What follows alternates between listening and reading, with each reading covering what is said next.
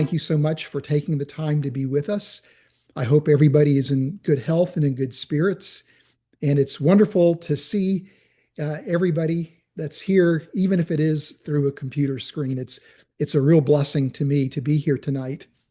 And as Zwala mentioned, I'm going to be discussing this evening the question of transhumanism, and specifically, how does that concept relate to the gospel? And the title of my talk this evening is Humans 2.0: Can Technology Save Us? And to begin this evening, I would like to introduce you to someone who I think you probably already know, and that would be Elon Musk. Um, Elon Musk, I think, is a well-known international figure. He's a controversial person, to be certain, particularly in the US because of his political views. So he's a very polarizing person. But there's much to admire about Elon Musk, particularly with respect to his work as a technologist and his idea and vision for what the future of the world could look like. And so I think we're familiar with his company SpaceX, where he's looking to commercialize space flight. And as part of that, envisions one day perhaps colonizing Mars.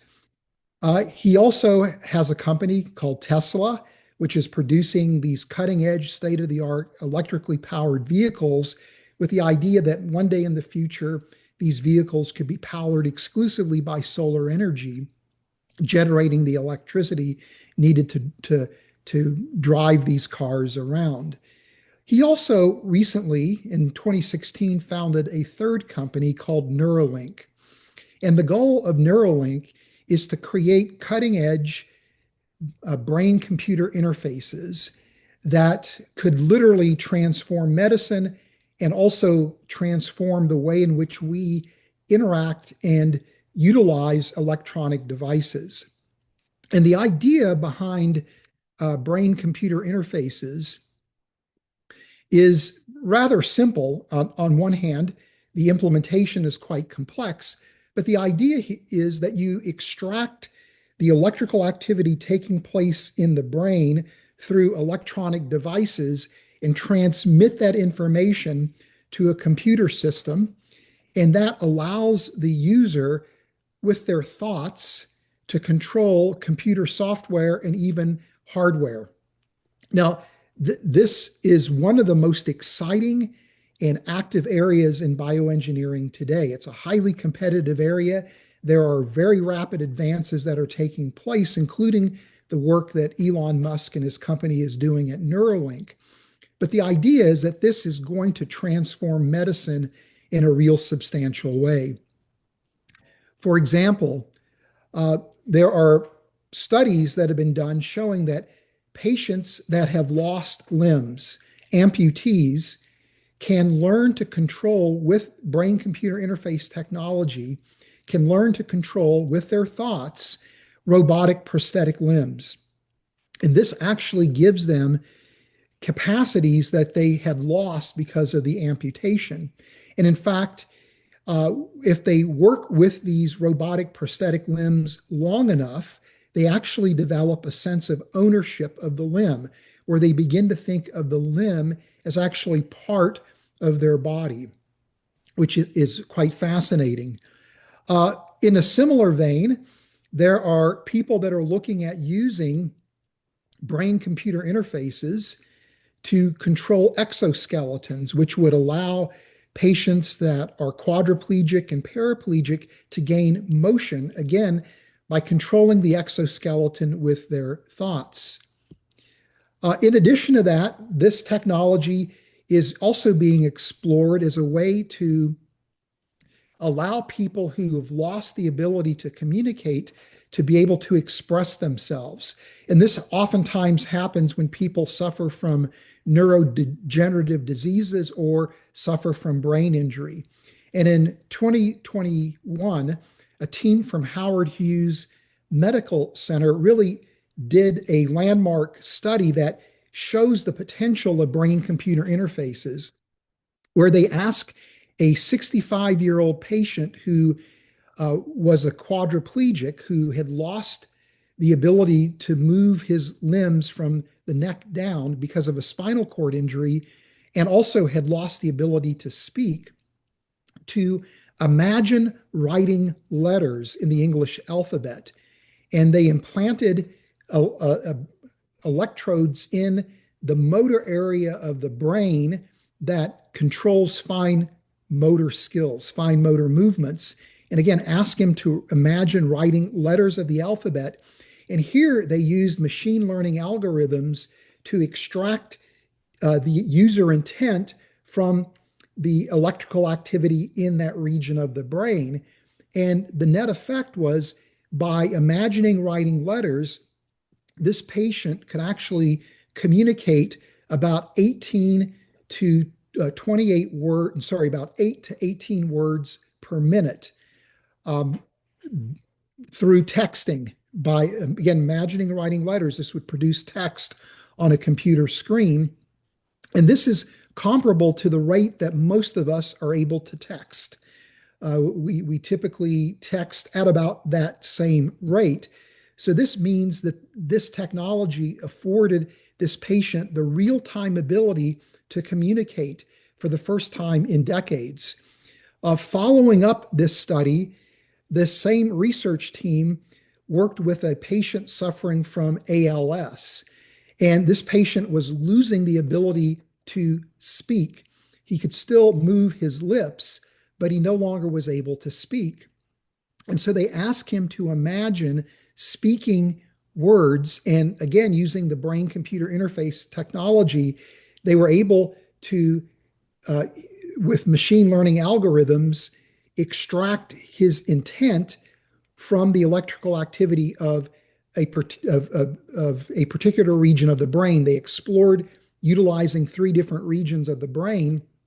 And in the final version of this BCI technology that they at least published, the patient was able to communicate a vocabulary of 125,000 words with 90% accuracy, and a vocabulary of 50 words with about 95+% accuracy at a rate of 32 words per minute.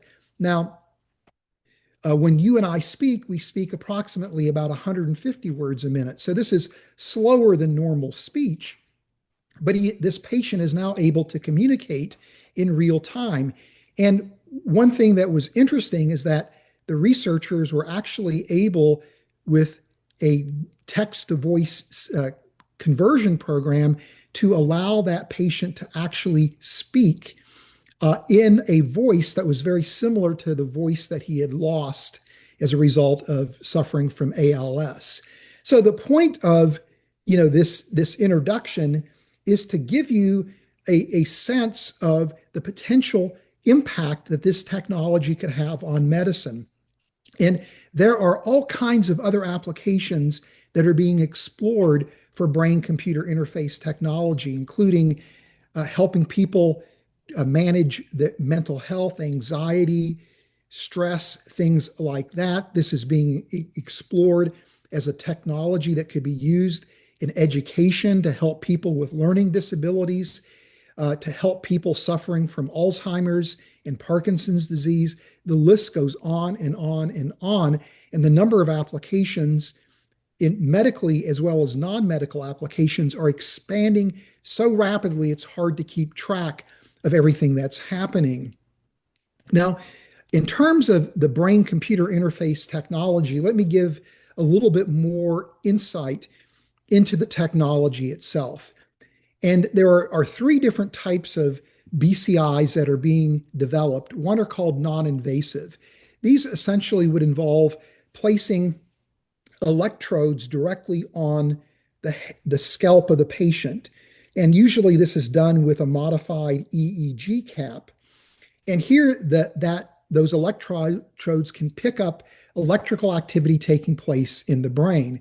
And for very simple applications, the patient can imagine certain actions or certain ideas, and that can be transmitted to computer hardware and computer software. For more advanced and sophisticated applications, a lot of times BCI technology is coupled with machine learning algorithms or AI systems that then extract user intent through a training process so that the user doesn't have to actively think about what they are wanting to do, but rather what they are able to do is just think about what they're doing, and the BCI does all the work for them. Now, the advantage of these non-invasive BCIs is they can be used not only for medical purposes, but non-medical applications. They don't require any kind of surgery to utilize them. The drawback is that they suffer from signal to noise. The electrical activity has to be transmitted through the skull and the scalp, which degrades the signal. And in addition to that, this is only able to pick up average electrical activity for, a million plus neurons in the brain. It doesn't give you very good resolution. Now, one solution to solving that problem is to work with semi-invasive BCIs. And here, this involves surgery where the skull is opened up and the electrodes are placed directly on the brain. And then in older versions, there was cabling that would come out of the would be passed through the skull and be physically attached to computer systems or computer hardware. That encumbrance has now been solved because of Bluetooth and wireless technologies, but you still have to open up the patient's skull. So you do solve signal to noise problems, but you don't solve resolution problems.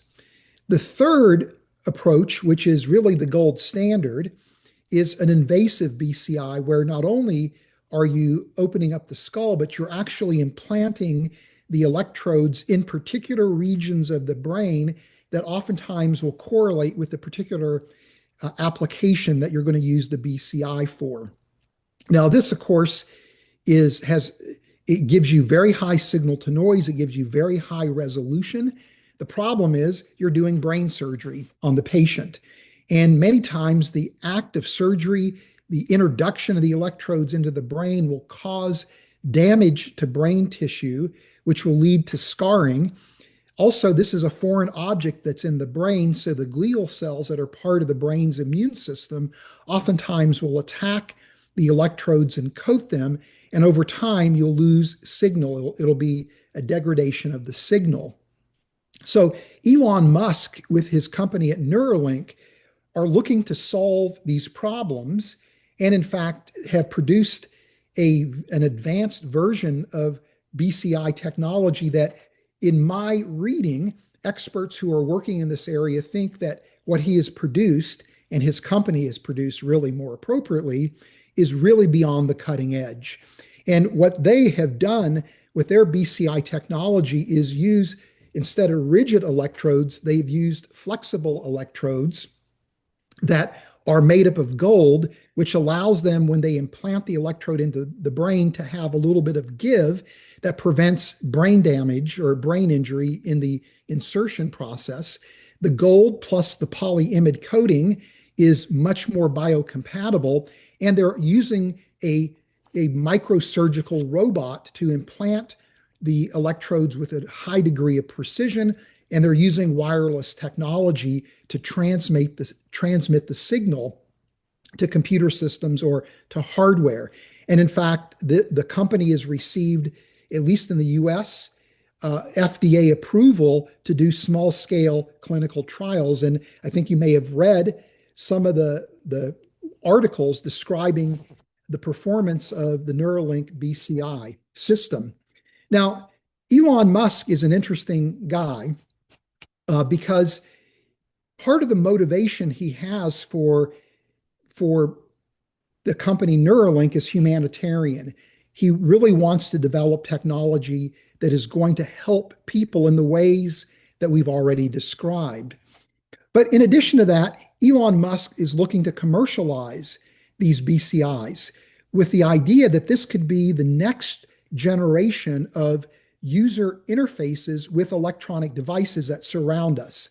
So instead of texting or typing a command to a computer system or on an iPhone, you would, or using voice activation, you would now use thought to control the electronic devices.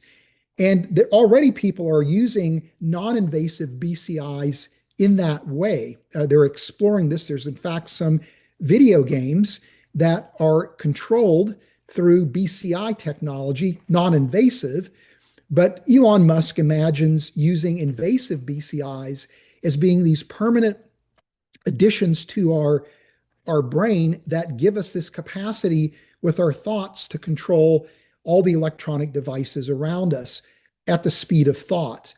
Now, in addition to that, Elon Musk is also motivated with developing these BCIs because he is afraid of AI technology. He's one of the leading technologists who's expressed very real concern about advances happening in AI technology, where he envisions a future where these AI systems become so advanced that they actually will subjugate human beings or maybe even drive us to extinction. And his argument is that unless we develop BCI technology that allows us to augment our brains with computer systems, giving us a greater capacity for computation, for memory and data storage, we're never going to be able to be on par or to compete or to control the AI systems that we're developing. Now, this is a very bleak perspective on the future, and he sees a real existential need for developing these brain-computer interface technologies. And as a result of that, Elon Musk has become, I would argue, a reluctant transhumanist, that he has now become part of the transhumanism movement. And as Zwala mentioned, you may not have ever heard the term transhumanism. I find a lot of people, at least in the US, have never heard that term, but they are familiar with the concept because thanks to science fiction. And it's this idea, in a nutshell, that we have a moral obligation to use technology to enhance human beings beyond our intellectual, physical, and psychological capabilities. And the idea here is that many people who espouse transhumanism would make the argument that humans are the product of an evolutionary history. Many of these people are materialists or atheists in their worldview. And they would argue that, look, evolution evolved us.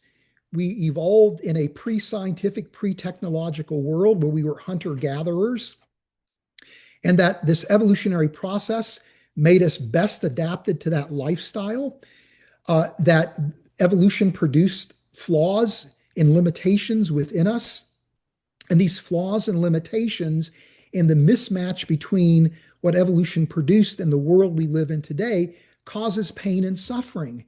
And so if we can go in and correct these limitations and overcome these flaws and make us better suited for the technological world we live in, that we could mitigate pain and suffering in human beings. Maybe even we could create a utopian type of future. In fact, there are some transhumanists who argue, look, if we evolved, we're going to continue to evolve. So why not take control of our own evolution and evolve humanity into post-human species that would be so different from what we are today that we wouldn't recognize them as human beings, but they would be species that would be perfectly suited for the world that we live in. This is the transhumanist vision as articulated by James Hughes. He's a sociologist, a leading transhumanist thinker, wrote a book a few years ago called Citizen Cyborg. And this is what he says. In the 21st century, the convergence of artificial intelligence, nanotechnology, and genetic engineering will allow human beings to achieve things previously imagined only in science fiction. Lifespans will extend well beyond a century. Our senses and cognition will be enhanced. We will gain control over our emotions and memory. We will merge with machines, and machines will become more like humans. These technologies will allow us to evolve into varieties of posthumans and usher us into a transhuman era and society. Transhuman technologies, technologies that push the boundaries of humanism, can radically improve our quality of life, and we have a fundamental right to use them to control our bodies and our minds. So, this is transhumanism in a nutshell.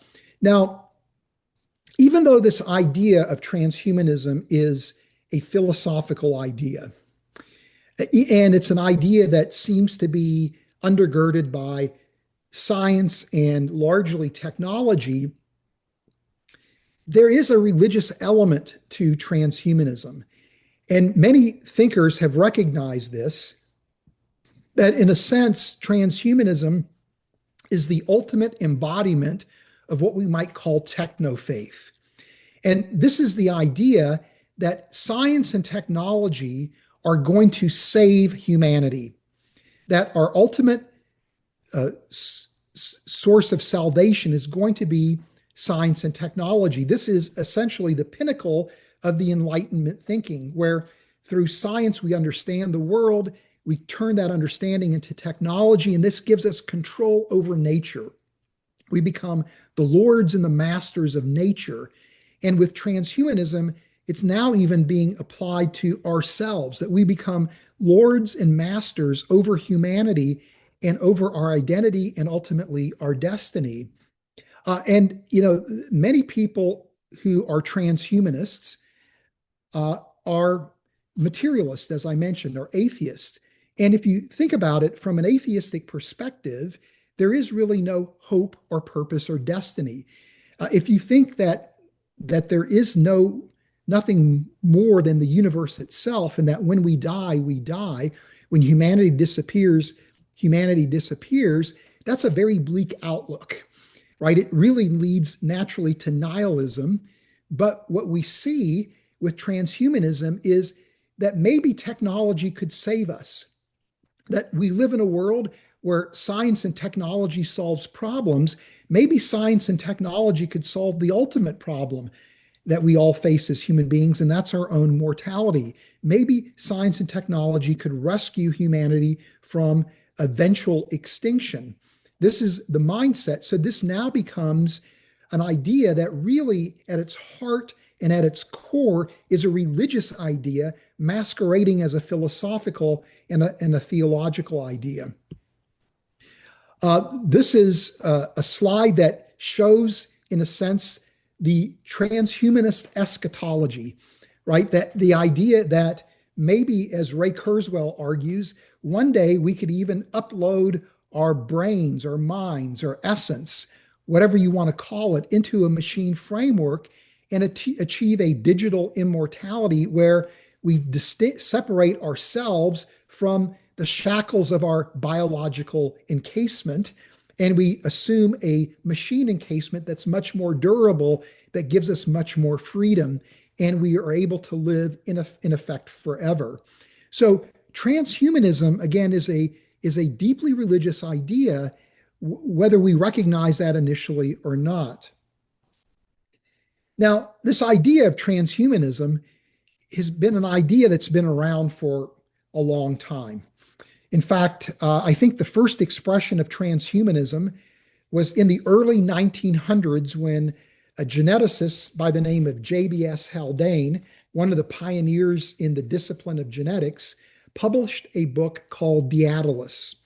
And in this book, he speculates that one day we're going to know so much about genetics that we're going to be able to design human beings with particular biological capabilities, and that we could actually, by divorcing reproduction from the human organism and creating artificial wombs, we could create factories that would produce human beings with the right skill set and the right number for what society needs. Now, if this idea sounds familiar to you, it was the idea that inspired the book Brave New World by Huxley. So this idea has been around, and it's the fodder for science fiction, but it's also an academic idea that many people viewed as being a fringe idea.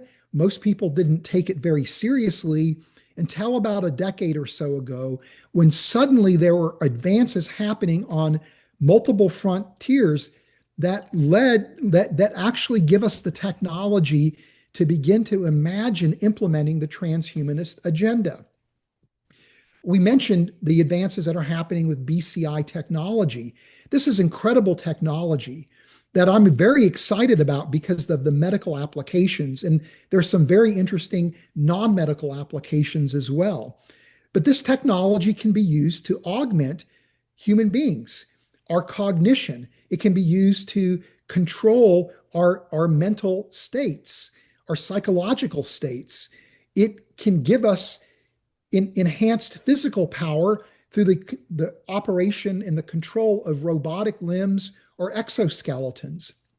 At the same time, there are advances that are happening in gene editing, thanks to CRISPR gene editing, that give us high precision control over the ability to manipulate genomes of organisms, including human beings.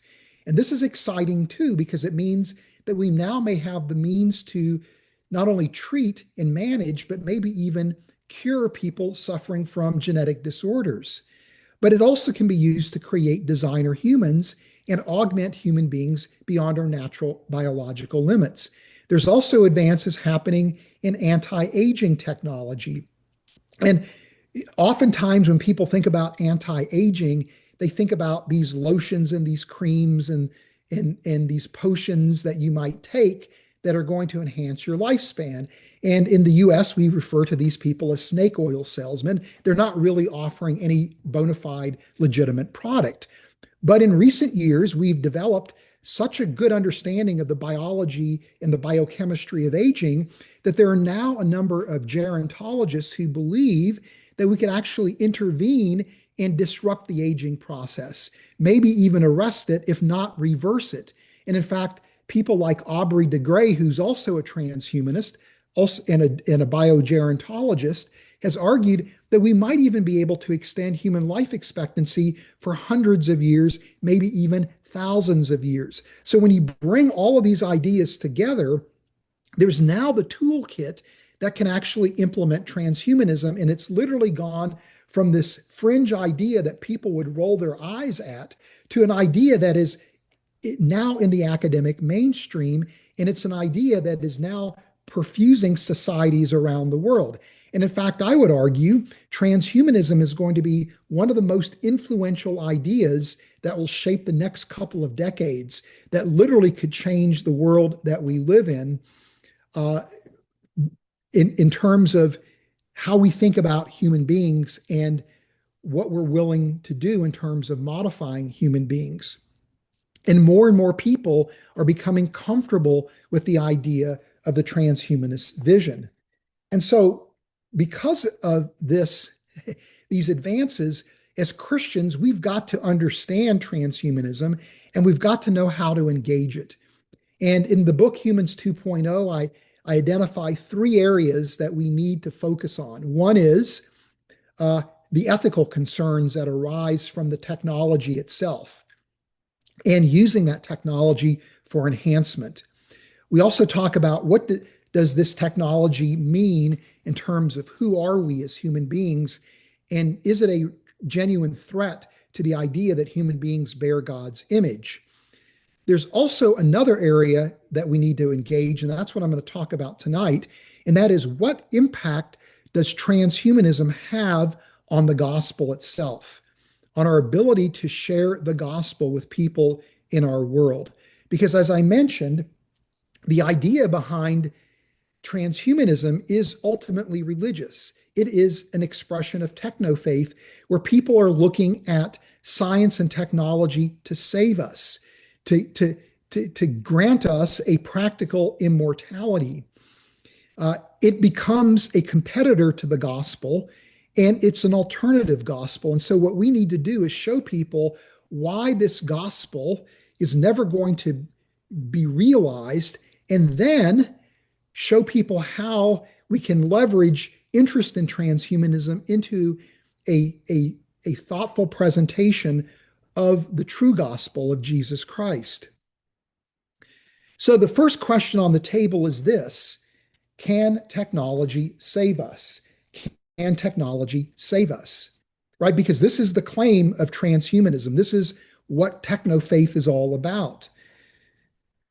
Well, there are three reasons, at least, that I'm going to present for why technology can't save us. And these concerns that I'm raising are concerns, believe it or not, that secularists have raised themselves, that people that don't necessarily embrace the Christian worldview, who oftentimes are philosophers of technology, have raised these very issues. So, as it turns out, there are non-believers who can become our greatest ally in this endeavor simply because they have given a critical thought assessment and a deep reflective assessment of the impact of technology on humanity, and have universally concluded that technology not only can't save us, it actually harms us as human beings.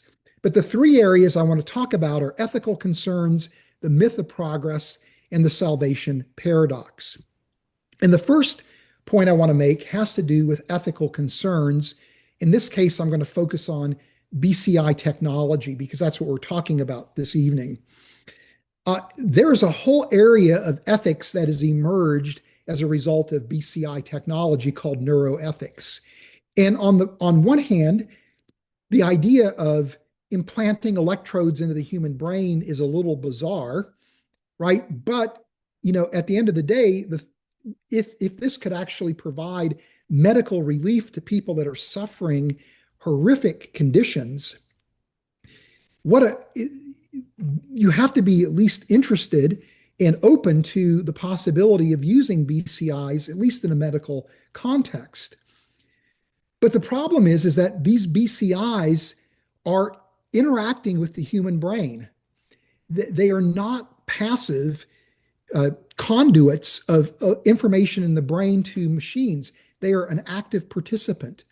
And so, for example, by implanting electrodes in certain regions of the brain and intermittently stimulating those regions with electrical pulses, you can actually arrest the symptoms of Parkinson's disease. And I have a good friend who is suffering from Parkinson's disease. And boy, it would be wonderful for him and for me as his friend to see those symptoms be mitigated. But the problem is that people that receive that treatment become more they assume more risky behavior. They become less risk averse, which means they engage in behavior that they wouldn't have otherwise engaged in. Their personality has changed as a result of the BCI. And in fact, it raises questions about consent, because if you treat that patient and they become less risk averse, are they actually giving consent to subsequent treatments? Would that same individual give this consent to that treatment if he wasn't for the BCI influence on his brain? As I mentioned, one of the exciting areas in BCI technology is coupling AI systems with BCI systems so that you are able to extract complex user intent, from complex electrical activity in the brain. The problem is now the AI is actually participating in determining user intent. And so if the AI isn't properly trained, could it be that what the AI interprets as user intent is actually not what the user intended? Could the AI be influencing how that user actually thinks? There are studies done with interviewing patients who have used more complex BCI systems with AI technology. These are, again, clinical studies. And one patient reported that the AI was so effective that they ceded control to the BCI AI system. They just let that system do what it wanted to do. That is rather frightening. But the question then becomes, who's making the decision? Is it the patient? Is the patient in collaboration with the BCI, or is it the BCI system alone? And my larger point here is this: these are very real ethical issues that are being addressed and wrestled through. Uh, but if these are the kind of ethical issues that arise when you're using this technology for good, noble medical purposes, how much more are the ethical issues that are going to be associated with enhancements? And if there are these kind of ethical issues, does it mean that the technology is really saving us, or is it leading us down a path where we may not be able to return from? That is going to be something that everybody is sorry about, that we all regret. Let's see here. The next area that I want to talk about is the myth of progress. Now, and what I mean by this is this idea that as technology develops and improves and expands, that inexorably humanity's condition is going to improve. Now, it's very clear that technology has improved the quality of everyone's life around the world. There's no question that this is the case, but oftentimes there is a cost with technological advance where it's not always clean cut as to whether the technology has truly improved the quality of our life. Many times technology frees us up. It gives us more time. It prevents us from having to do manual labor and repetitive tasks. That's a good thing, but oftentimes we become enslaved to the very technology that we are developing. And just let me tell you a quick story to illustrate this point. I'm old enough now that I can remember a time when there was no internet. All right. And the internet came online, at least in the US, in the early 1990s. I was working for a Fortune 500 company at the time. You had to get vice presidential approval to be able to go online. And now today, we couldn't even imagine living in a world without the internet. In fact, we become so dependent on the internet economically for essential services that, heaven forbid, if something happens and internet goes down on a large scale basis for a substantial period of time, the world we live in is going to grind very quickly to a halt. So we are enslaved by a technology that has improved economic commerce and has made our lives easier. Technology can alleviate suffering, but it also causes new types of problems.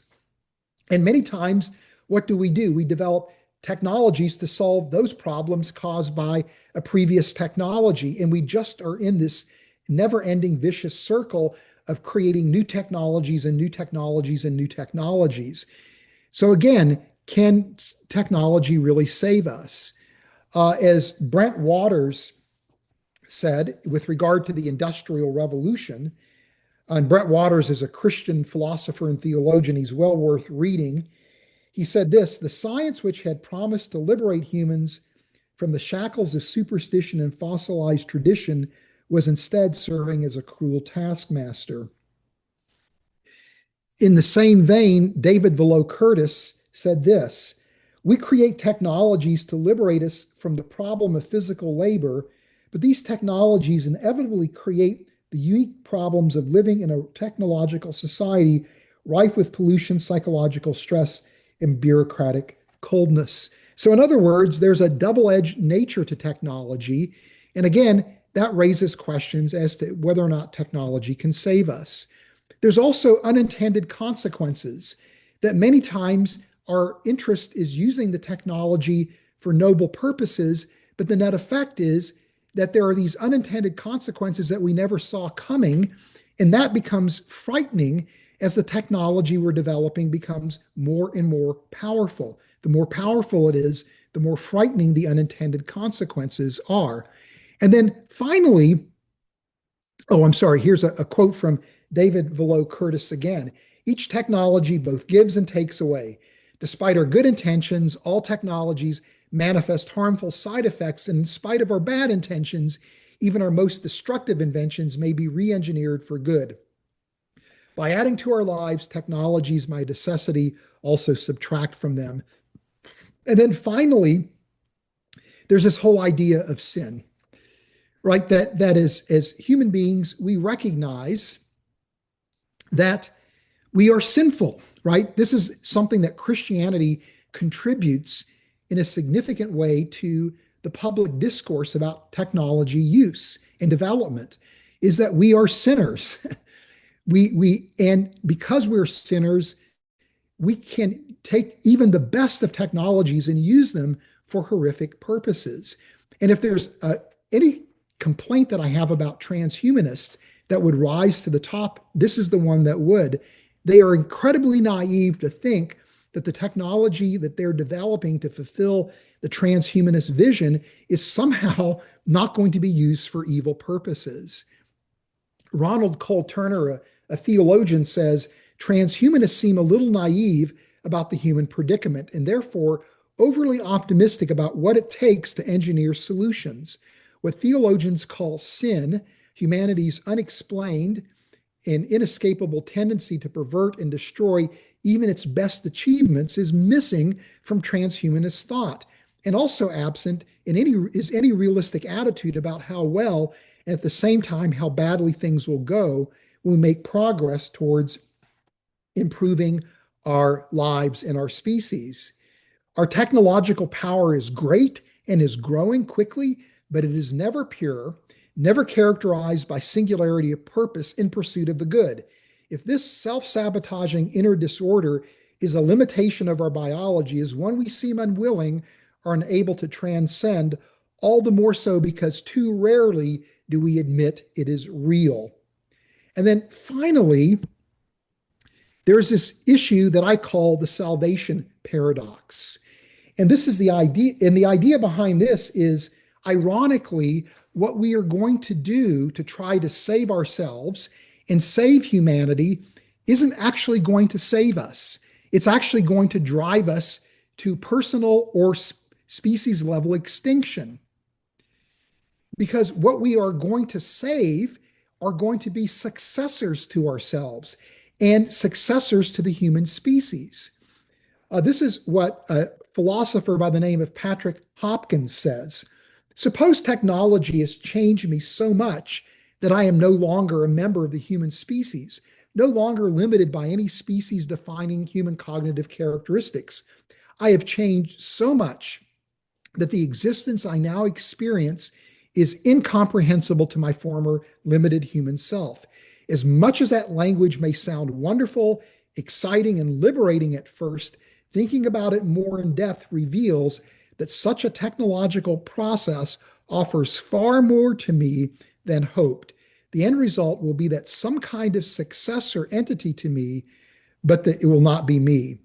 And let me just give a concrete example. Suppose that Ray Kurzweil is right and that one day we can upload our minds into a machine framework. Well, we are going to still die, but what's going to live isn't us, but it is a copy of us that lives, right? If we can clone ourselves, right, we're not really producing an immortality for ourselves, but for a copy of ourselves. This is the whole problem with the salvation paradox.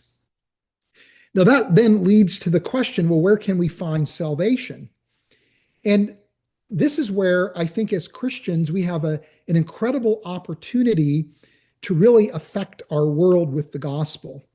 Because one of the things that transhumanism has done is it's made it permissible to talk in a philosophical, scientific, and technological sense about salvation. A number of years ago, I was invited by a group of US transhumanists. There's actually a transhumanist political party in the United States that's trying to enact legislation to influence laws so that it makes transhumanism and their agenda more amenable, more feasible. And they invited me to appear on a 3-hour discussion over online with about 12 leading transhumanist thinkers. I was the only Christian in the group, and they were very interested in transhumanism and Christianity.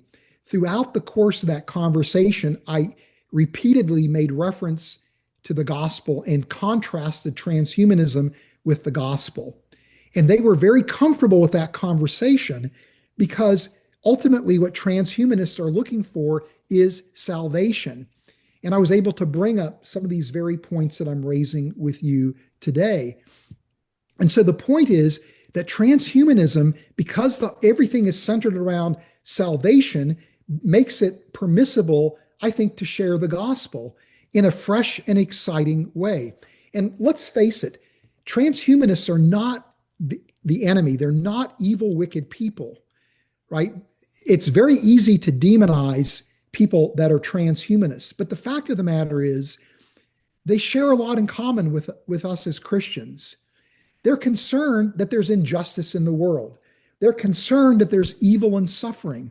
They want to step in and do whatever they can to mitigate the pain and the suffering that human beings experience. They envision a utopian future. They want to strive for a better world. They recognize that death is the enemy, that it's a tragedy if the human species disappears, right? That it's exposing this need that every human being has for hope, purpose, and destiny, for salvation.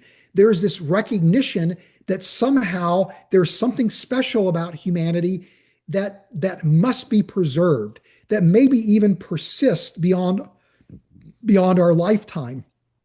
They're just looking for salvation in the wrong place, in the wrong place.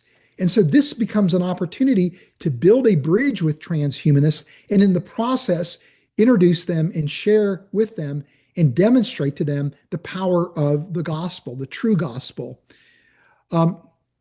This is what Ronald Cole Turner says. There are notable similarities between Christianity and transhumanism. Christians hope for eternal life that will be enjoyed with the fullest possible knowledge, joy, and moral purity. Transhumanists look forward to extending the human lifespan, perhaps indefinitely, while also enriching human knowledge, attaining greater happiness, if not joy, and achieving moral balance and social harmony. One explanation for these similarities is that transhumanism emerged from a culture shaped by Christianity. Another is that the yearnings of Christians and transhumanists, if not quite universally shared by all human beings, are broadly held and find their own expression in both contexts. Technology can lead us to the erroneous notion that the only problems to which it is worth paying attention involve engineering. When we let this happen, we reduce human yearning for salvation to a mere desire for enhancement, a lesser salvation that we can control rather than the true salvation for which we must wait. And I'm going to close with this final thought that, in effect, Christianity is the most pure, true expression of transhumanism. And what do I mean by that? Because what I mean by that is that part of our hope that we have as Christians is going to be found in the new creation and the fact that we're going to have resurrection bodies. And the Apostle Paul writes about this, where he says in 1 Corinthians 15, there are heavenly bodies and there are earthly bodies. The splendor of the heavenly bodies is one kind, the splendor of earthly bodies is another. The sun has one kind of splendor, the moon another, and the stars another, and stars differ from stars in splendor. So will it be with the resurrection of the dead. The body that is sown is perishable, it is raised imperishable, it is sown in dishonor, it is raised in glory, it is sown in weakness, it is raised in power, it is sown a natural body, it is raised a spiritual body. This is the hope that we have as Christians.